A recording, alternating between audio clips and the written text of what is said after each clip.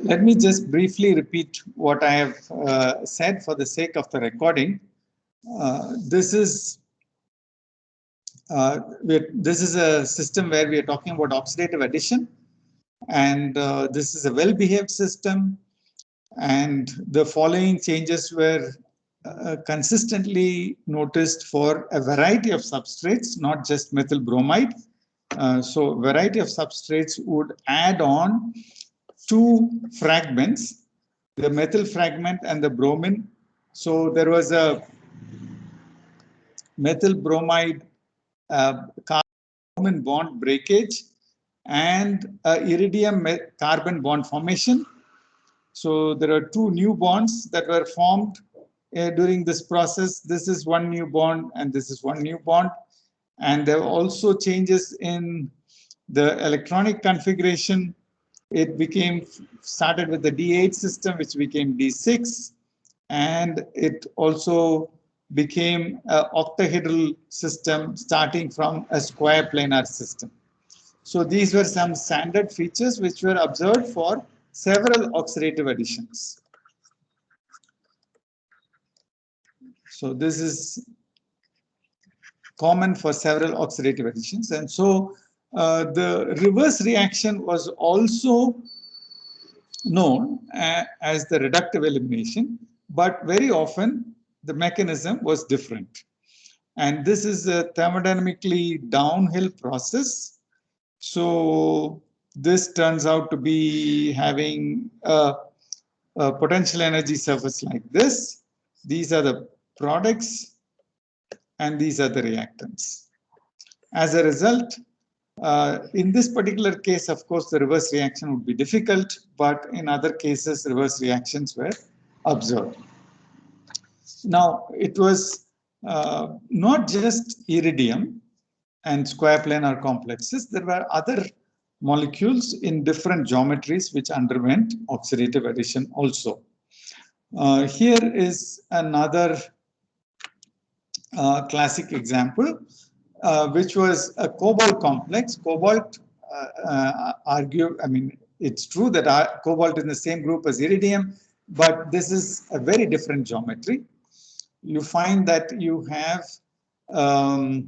product which apparently, looks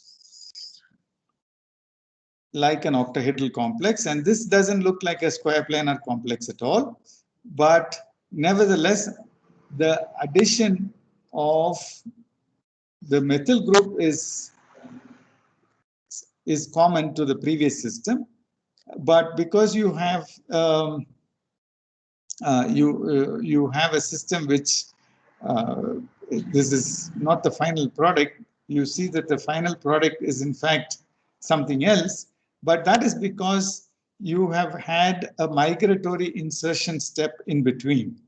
The product that is formed, the initial product that is formed, quickly undergoes a methyl carbonyl migration and is in fact probably in equilibrium with this, and this is a vacant site. This is a vacant site that is generated, and the vacant site is filled in by the bromine, and that's what's happening.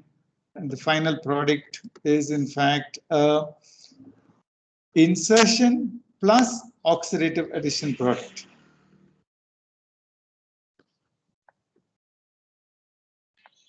Oxidative addition plus insertion.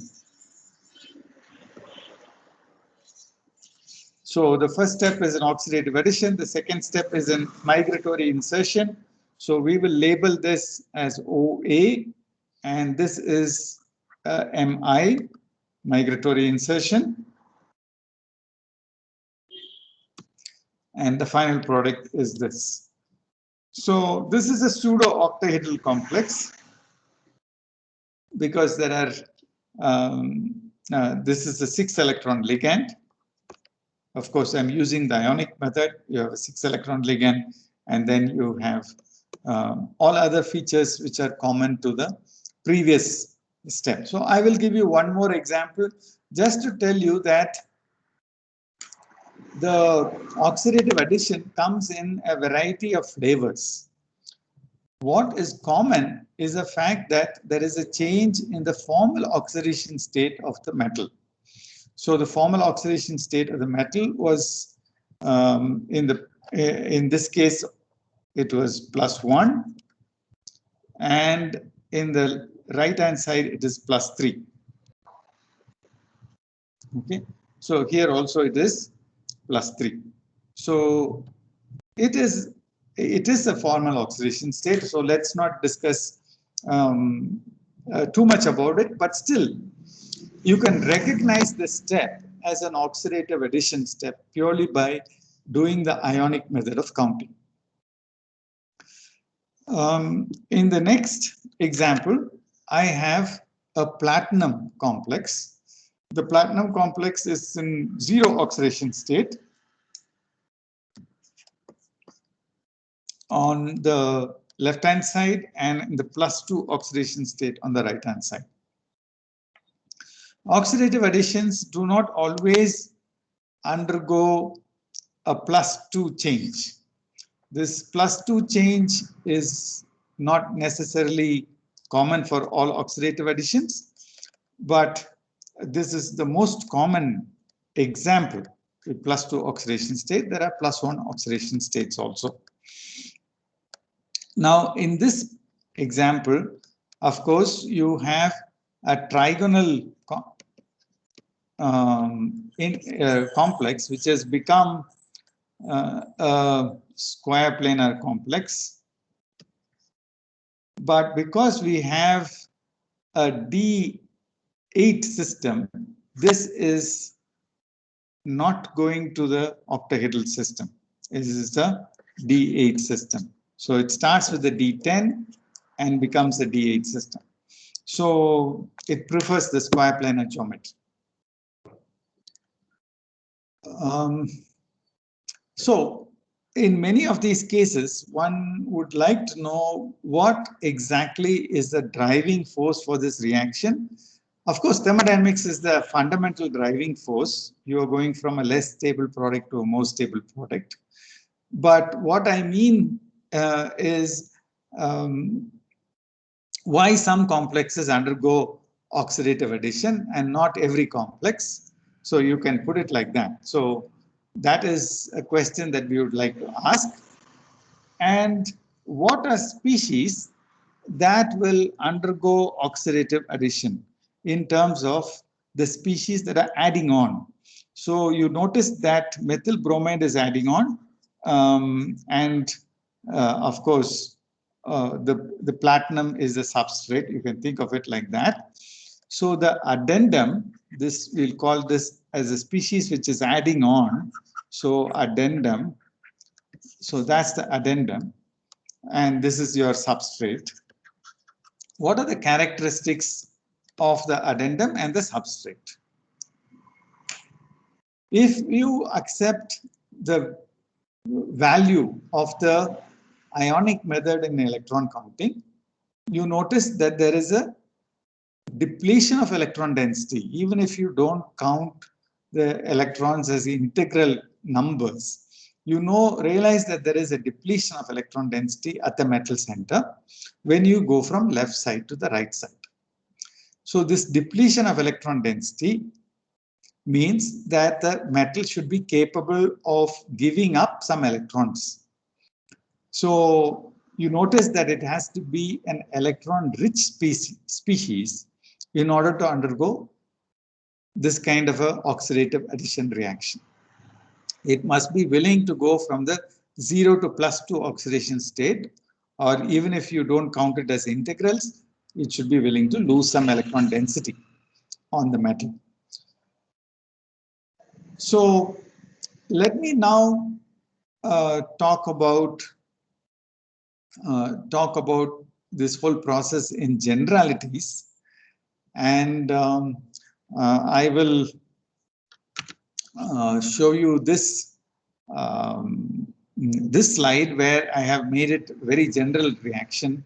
Many D8 metals undergo oxidative addition processes, and in the end of the reaction, they are found to be D6 metal species and they are found to be octahedral systems. There are systems which are D8 and coordinatively saturated on the left-hand side, whereas here it is coordinatively unsaturated. That was unsaturated species, and then they become saturated species on the right-hand side. So this is one common observation that people have made. And if you think of X and Y to be having to be a covalent molecule and which can break as X plus and Y minus, this reaction becomes very easy to understand as an oxidative addition. We will realize as time goes on in this lecture that that is not a general phenomenon. It's not always true that X minus and Y minus can be generated from XY. And XY cannot be considered as X plus and Y minus. So here are a whole bunch of reactants which have undergone oxidative addition. And I hope you are able to see the slide where Vaska's complex is in the center. Vaska's complex. And you have a series of species which are adding on to Vaska's complex. Okay. You'll notice that the characteristics of the species, the addenda, are different. There are some species which, like methyl iodide, which can be polarized as Me plus and I minus, RSO2Cl as RSO2 plus, ArSO2 plus and Cl minus. Maybe AgCl2 can be considered as AgCl plus and Cl minus. But you don't think of oxygen and silane as species like this. And dihydrogen, you don't consider it as H plus and H minus. It's more like H, covalent H species. But nevertheless, at the end of the reaction, the outer circle of products has undergone an oxidative addition reaction. People realized there were three different, if you take these molecules, the addenda can be divided into three groups. And I'm going to talk about the first group in the next slide. The first group are the molecules that can be considered as polar species. These can be considered as polar species. So we realize that they can be split in a heterolytic fashion. So these are molecules which can be split in a heterolytic fashion. Some of them were very obvious, H plus and X minus. Like I said, some of them, halogens, for example, are not so obvious, but Br2, sometimes it behaves as Br plus, so it's not violating too much of our common sense if we write it as Br plus and Br minus. RCOX can be RCO plus, the acylium cation, and X minus. What is common is that in all these cases, they will add on to olefins. So this is a reaction which is common to all these addenda. These addenda will add on as to unsaturated organic compounds, C double bond C, and form a product adduct like this. So this similarity was a common feature which they could use to distinguish the mechanisms. The second group are the group of molecules which are addenda with multiple bonds. Addenda with multiple bonds. I don't have to labor this too much, but you can see that in all these cases, there are double bonds, and at the end of the reaction, one bond is retained. So O double bond O became a O single bond O at the end of the reaction. So it is only a 2-electron oxidation at the metal center, and a covalent bond between the addenda was retained at the end of the reaction. So that is true of all these substrates. So if it was an acetylene, it will be C double bond C, iridium, C double bond C. And because that bond is maintained, okay, one bond is broken and the other two bonds are maintained. So you get a product like this. I'll put a bracket to indicate the fact that everything else is iridium, Vasquez complex. What is within brackets is Vasquez complex.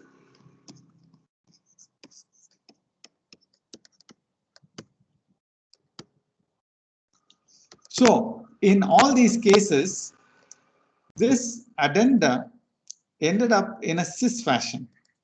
If you look at the previous case, in all these cases, the addenda ended up almost always in a trans geometry.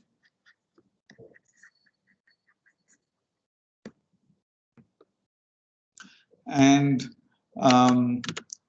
the third group was formally very covalent, a very covalent molecule, but there's only a single bond. And many of them, if I might put it like this, they are capable of having agostic interactions with the metal. The polarity of the bond is very small, and so the splitting of the H bond or the AR-H bond turned out to be AR-H bond or the SiH bond. The CH bond turns out to be fairly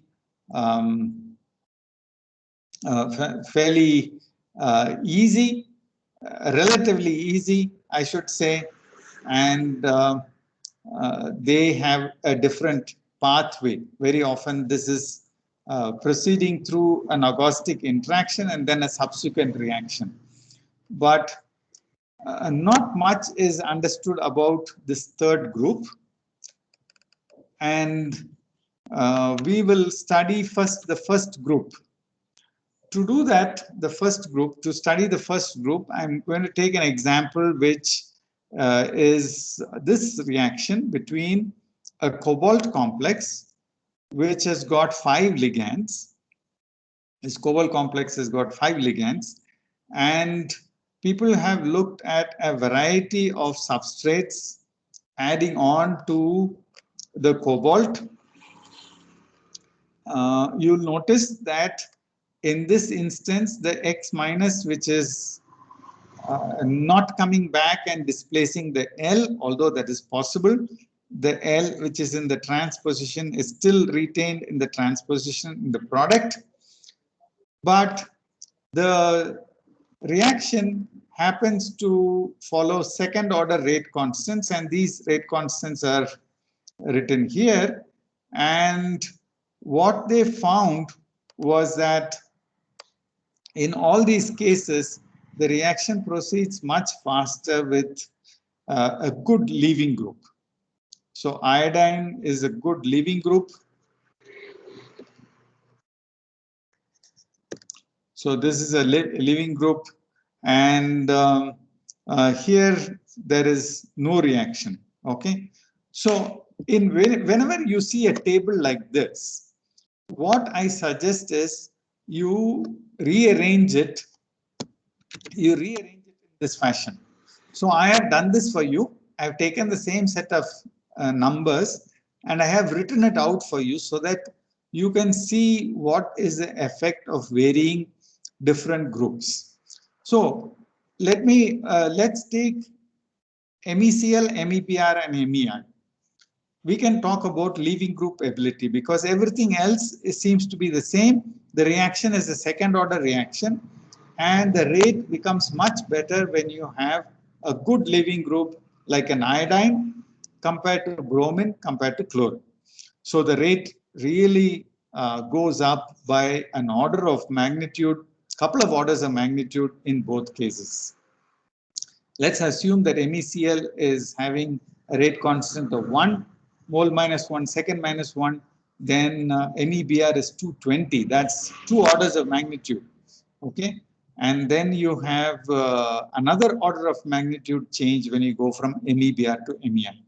So leaving group ability seems to make a big difference in this rate of reaction. Keep this in mind when you go to some other substrates like MECL and PHCH2Cl, both are chlorines. So I have written it out such that the leaving group is the same leaving group. Same leaving group.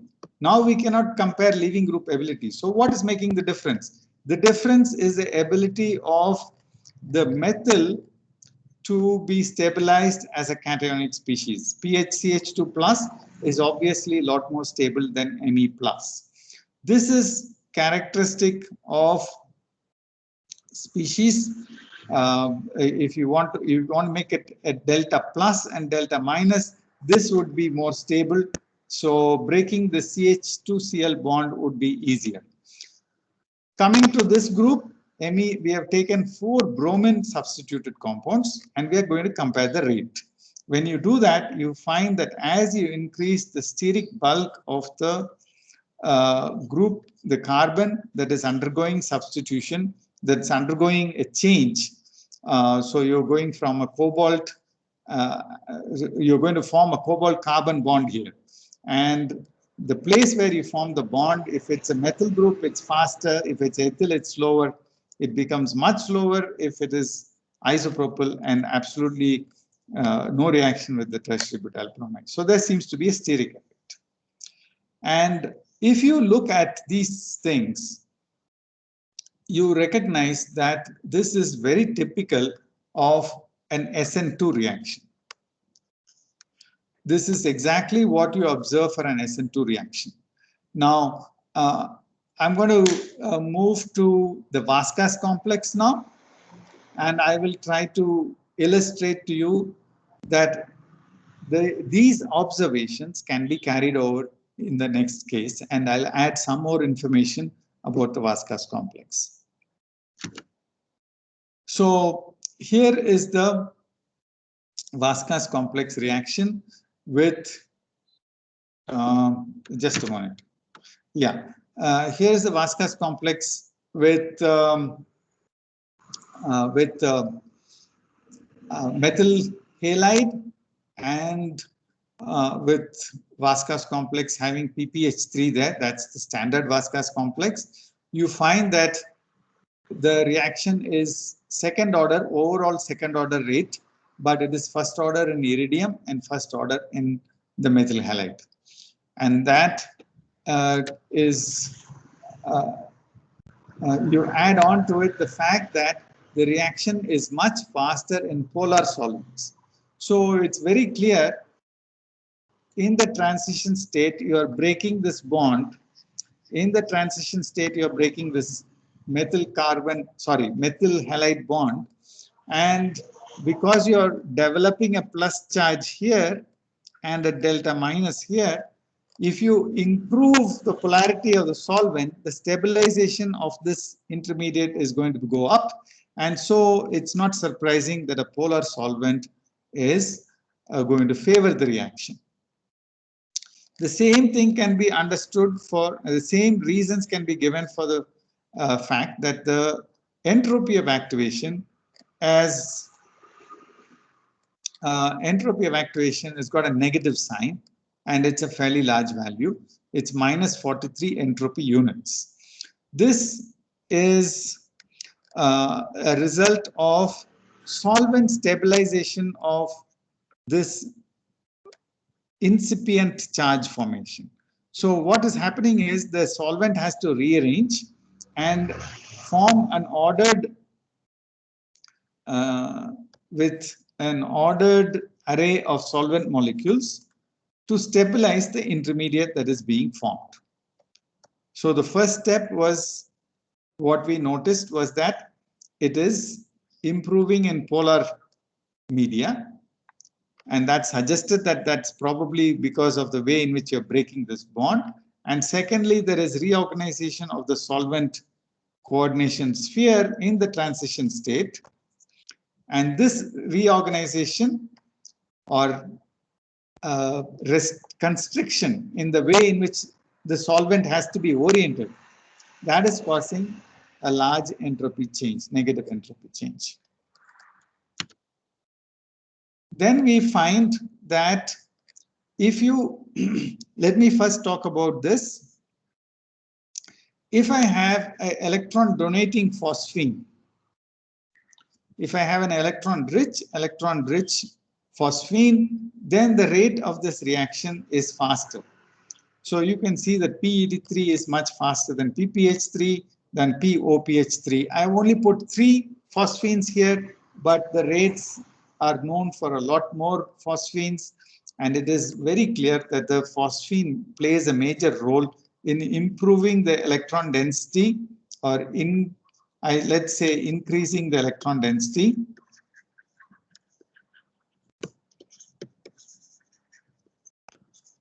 on iridium. So all these factors suggest that there seems to be a lot of electron density on the metal, and this electron density is now doing a nucleophilic attack on the carbon, and that is resulting in the X group leaving, resulting in a SN2 type of reaction. Okay, SN2 type of reaction. Now I want to tell you that there is a slight complication here. This Y group is a Y group here. So surprisingly, the Y group does not follow this trend. Everything else suggests that there is a nucleophilic attack by iridium on the carbon, except for this one factor. And this factor has been explained as something that plays a steric role. Okay, it plays a steric role, although I'm not convinced of the argument. That is the explanation that has been proposed to suggest why you have a difficulty when you have relatively more electron donating iodine group compared to the fluorine. Okay, so if you compare the electron density on the metal with the fluorine, the electron density is going to be less. With iodine, it's going to be more. Unfortunately, this is not the only thing that is happening. You notice that fluorine has got a pair of electrons, not just a pair, it has got 3 pairs of electrons apart from the metal fluorine bond. Same thing to do with any halogen. So you do have electron density donation from the halogen to the metal. So you do have withdrawal of electron density, that is also happening. You have donation of electron density. So that is a complication as far as the halogen atom goes on the metal. But apart from that, everything supports a nucleophilic attack of the iridium on the carbon. So let's just move to what happens in an SN2 reaction. In an SN2 reaction, a nucleophile does a nucleophilic attack on the carbon, which almost has a trigonal bipyramidal intermediate as a transition state. So I can think of a trigonal bipyramidal intermediate in which iridium is a nucleophile, the X group is the leaving. Okay, you might be wondering, where is this nucleophile getting its extra electron density from? Where is this electron density coming from? Now, that's why you need to know your previous courses, because if you draw the frontier orbitals of the species, of the square planar species, you will notice that the highest occupied molecular orbital is in fact a dz squared orbital.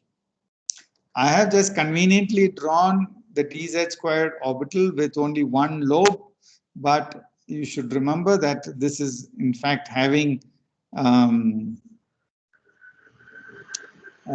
having the other lobes also, but I've just emphasized this one lobe, which is doing the nucleophilic attack apparently on the carbon and pushing the X group out. So this is most likely the nature of the transition state when Vaska's complex carries out a nucleophilic attack on methyl halides. And the HOMO is a orbital which has got the most donatable, if I might say, use that kind of weird word, that extra electron density on the metal is sitting on dz squared, and that dz squared is exactly right for carrying out a nucleophilic attack on the methyl halide. So that's why you are observing all these, you're making all these observations regarding the reaction. And that's why D8 square planar systems, many of them undergo oxidative additions because you have a pair of electrons on the dz squared, and the dz squared is exposed for reaction. So it can undergo reactions with various electrophiles or various species which can have a pair of electrons to donate. So let me just go back to the relative rates now. I have already explained most of it, so I do not have to repeat it too much. But what we have summarized today is the fact that if I have a good leaving group, so this is the leaving group, we'll make it green. If I have a good leaving group, I have a very good reaction. If I have very good electron density on the metal, then I usually end up with a very good reaction. I have excess electron density on the metal, and it does a nucleophilic attack much better. I said that there are complications from steric effects because you are having this transition state when you have a 5-coordinated intermediate. During the formation of the 5-coordinated intermediate, if I have a bulky substituent here and if I have a bulky substituent here, then these two are going to slow down the reaction. So that's exactly what is happening. There are clear examples where steric effects seem to be playing a role and seem to violate the electron density principles. Here, for example, pH groups can orient themselves in such a way that they will not interfere too much, and that reaction seems to work better than PET3. PET3 is a better donor. But PHME2 reacts faster. And similarly, as I told you, in spite of the electron withdrawing capacity of the halogens, you do have this type of reaction sequence. Okay, I should make it in a different color so that later on when you look at it, you won't be confused. So this fluorine, chlorine, bromine is in fact this white. Okay, so here steric and electronic effects make a difference. Steric and electronic effects make a difference here, and the reaction is nicely explained as a nucleophilic substitution of the metal carried out by the metal on the carbon. Obviously, if it is a SN2 type of a substitution, then you would ask the question, what is happening to the stereochemistry at the carbon? So the stereochemistry during a nucleophilic substitution, SN2 reaction, is an umbrella inversion.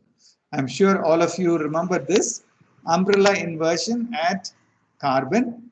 So are we able to observe the umbrella inversion at carbon? That is a question that you can ask.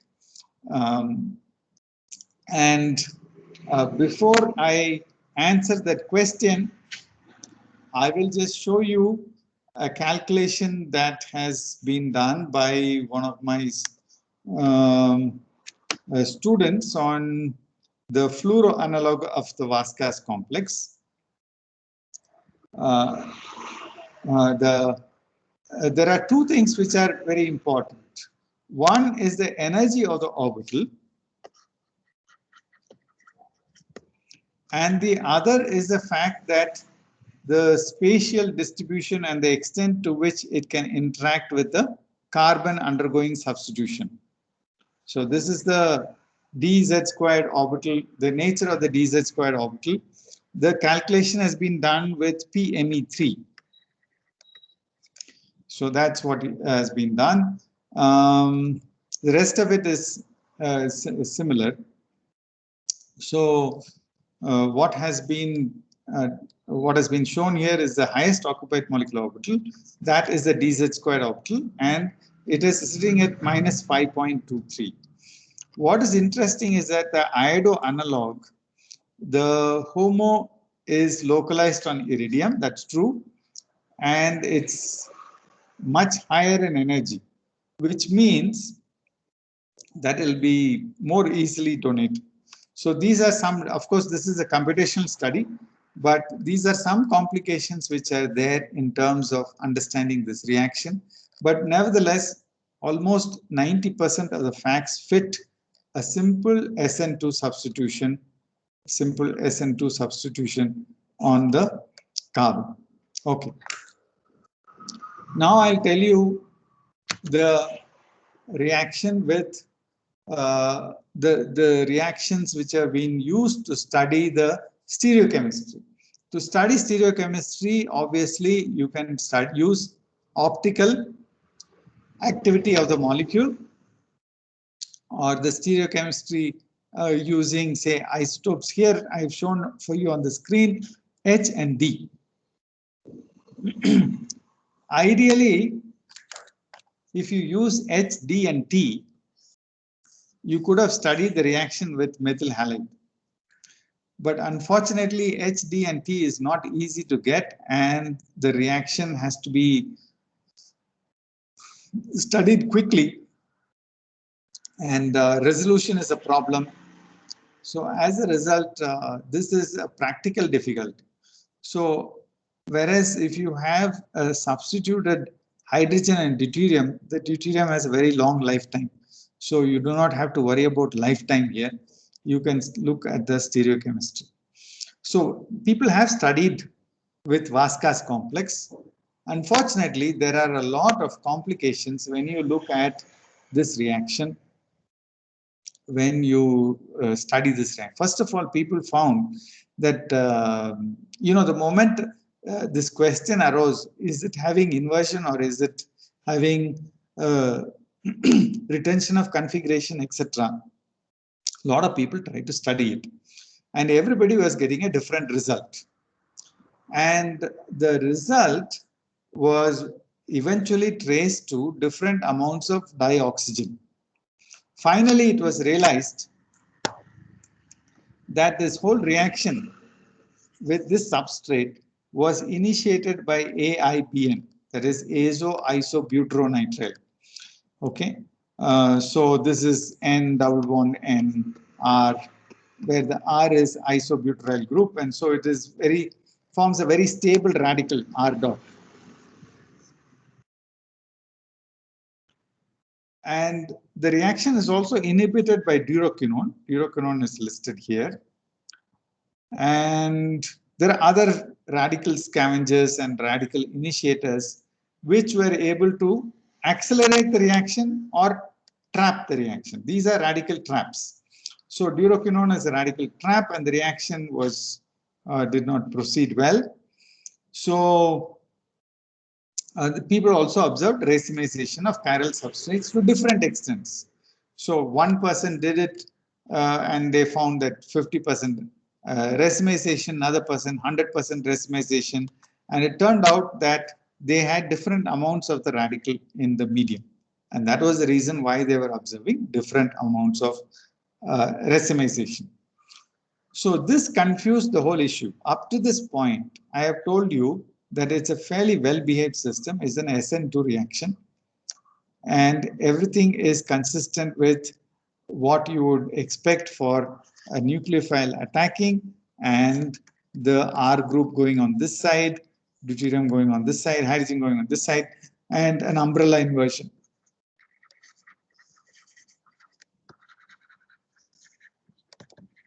Umbrella inversion expected. What was observed was racemization of substrates. And these telltale signs of a radical reaction. So now I have to tell you that this reaction is well behaved for methyl halides and for some other substrates which I showed you initially.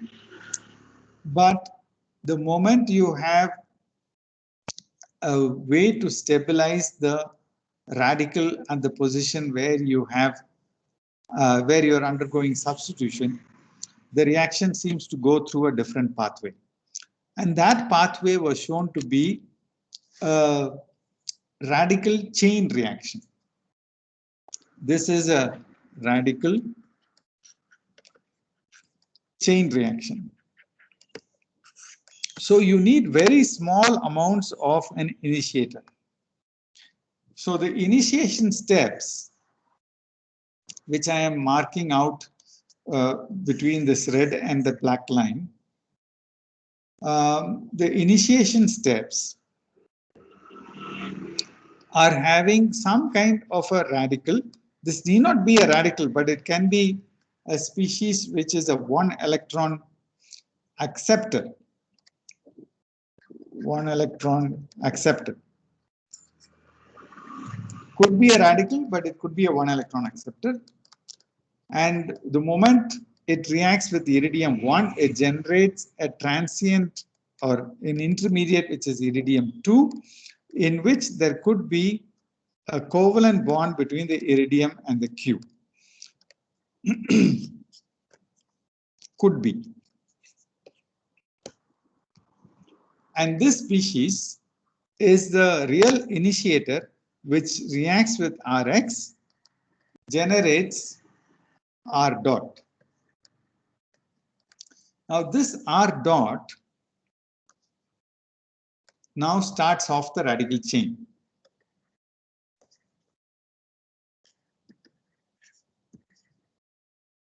So there are two factors here. One is the availability of this species.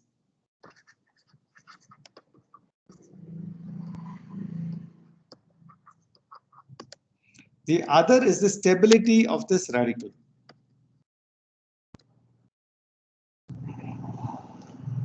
If these two factors are satisfied, the reaction seems to go in this radical chain pathway. So the moment you change the substrate from a methyl group to a different group, the reaction immediately changed its character. It was no longer an SN2 reaction. It was completely radical promoted, and the radical propagation happens like this. The R dot reacts with iridium 1, generates iridium 2 species, which reacts with Rx and forms the iridium 3 species along with R dot again. So you start off the reaction with R dot and you regenerate R dot. So this is a propagation step. And it's basically a chain reaction. If you just added the two propagation steps, you end up with a net reaction.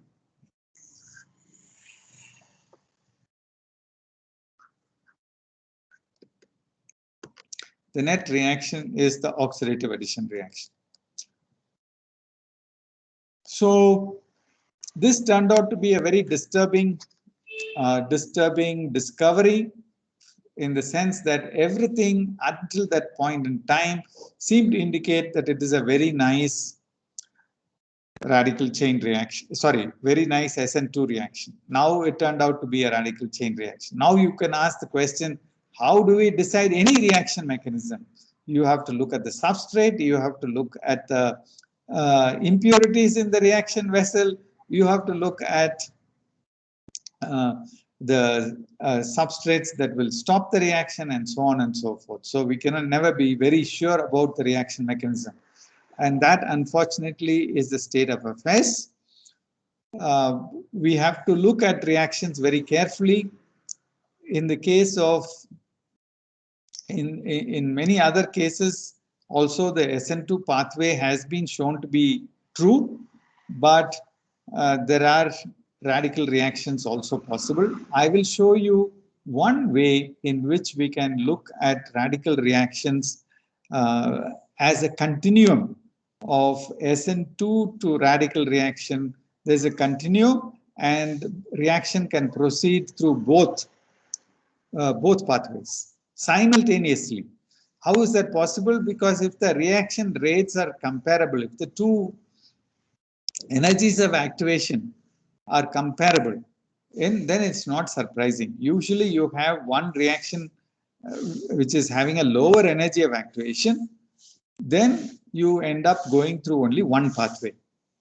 If I have two pathways and both of them are having comparable energies of activation, then of course I can have both pathways. So let me tell you what one ingenious person used. This is called a radical clock. This is a radical clock reaction. If I have a cyclopropyl carbonyl radical, I can form a homoallylic radical. I can form a homoallylic radical. This reaction is known to independently occur at the rate of 1.3 into 10 power 8 second minus 1. That's a first order reaction. First order reaction, it's close to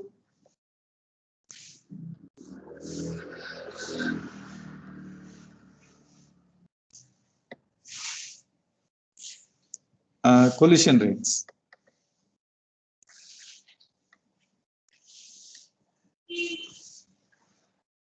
Let me strike off this. That you have between molecules in solution. So what is going to happen is the following. If you have a substrate, if I have a substrate which undergoes nucleophilic attack, and if it undergoes nucleophilic attack, I will get only one product.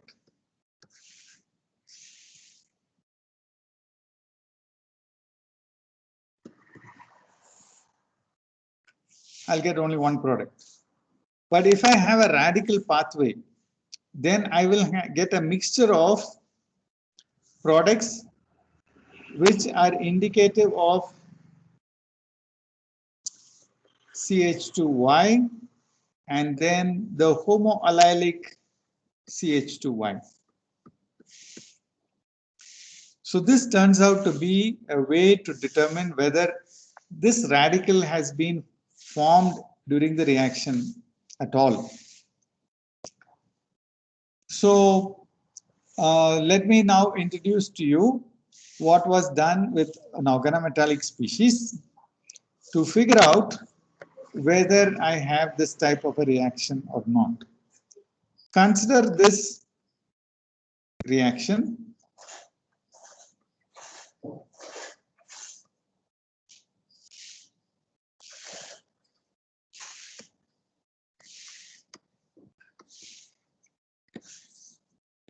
This is an anionic species, and this is known to carry out a nucleophilic substitution on Rx to give you this species.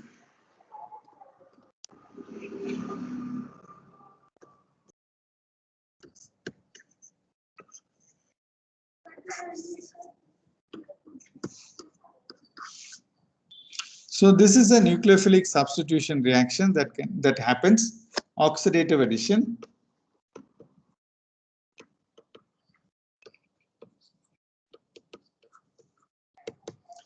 Now I want to know whether this is going through a radical or whether it's going through a nucleophilic substitution reaction, and it is going to depend on the R. Now answer is depends on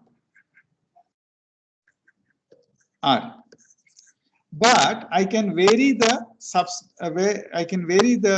different metal complexes and look at how does it affect the reaction if I carry it out with the same substrate, which I carried out with the same substrate.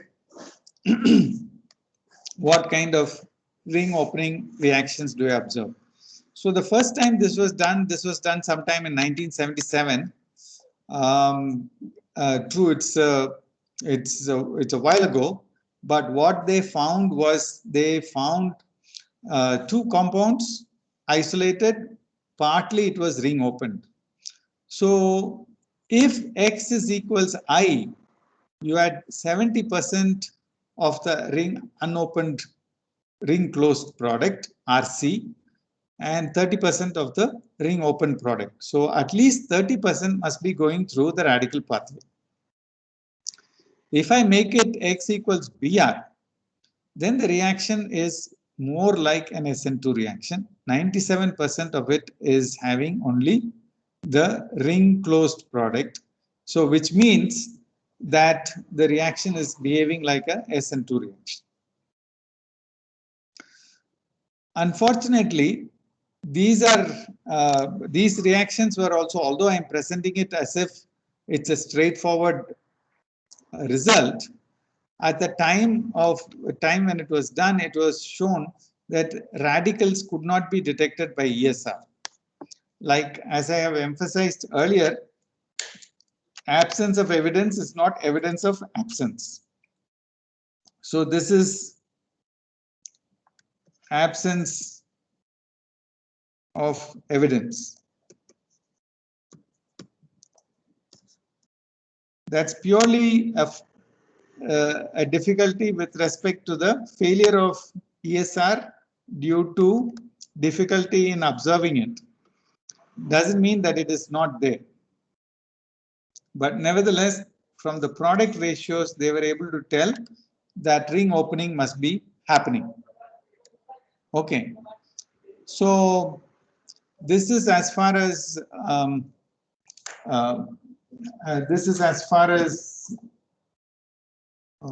have lost track of time here. 1 second. Yeah, so I have to stop now. So I will stop here. I realize that I'm just going on. So this is a way in which we'll continue with oxidative addition, but I will stop at this point. I will entertain questions and then I will end today's lecture. Questions? Unless all of you have gone to sleep or all of you have understood it completely. Sir, in case of tert-butyl bromide, in that Yes. case, if the reaction took place through the radical mechanism, the rate should be higher, right? I told you that in the case of tert-butyl bromide, the reaction did not work. They did not get the product. Yes. It did not undergo it. Yes, it could undergo. I got your point. Since the possibility of forming a radical is there, tert-butyl will be faster in the radical pathway. Yes. Yeah. The answer is right. Your point is right, but in that paper, they had reported that tert-butyl bromide doesn't react. So probably if you increase the temperature or something slightly, it might have worked through the radical pathway because the radical is quite stable. Okay. Okay. If there are no other questions, I will stop here. We'll continue in the next class with oxidative additions. I'm stopping the recording.